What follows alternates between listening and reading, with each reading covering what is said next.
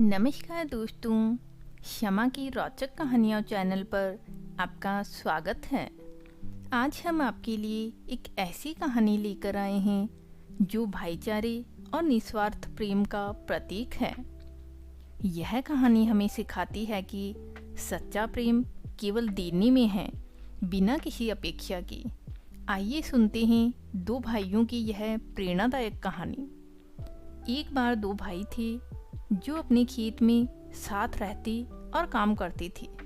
उनमें से बड़ा भाई शादीशुदा था और उसके परिवार में कई लोग थे, जबकि छोटा भाई अकेला था।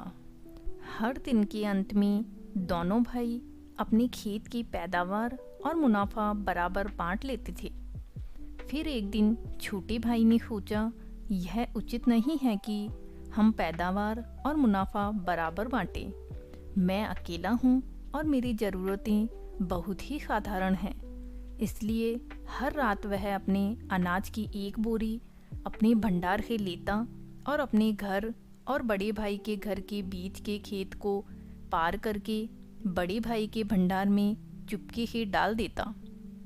वहीं दूसरी ओर बड़े भाई ने भी अपने मन में सोचा, यह ठीक नहीं है कि हम पैदावार और मुनाफा बराबर बांटें। आखिरकार मैं शादीशुदा हूँ और मेरे साथ मेरी पत्नी और बच्चे हैं जो आने वाले समय में मेरा ख्याल रखेंगे।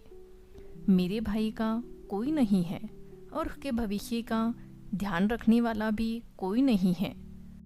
तो हर रात वह भी एक बोरी अनाज अपने भंडार से लेता और अपने छोटे भाई के भंडार में चुपके से डाल आता।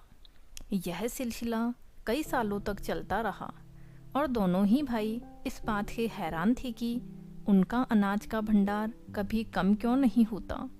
फिर एक अंधेरी रात में दोनों भाई एक दूसरे से टकरा गए। धीरे धीरे उन्हें समझ में आया कि आखिर क्या हो रहा था। उन्होंने अपनी अपनी बोरियां नीचे रख दी और एक दूसरे को गले से लगा लिया।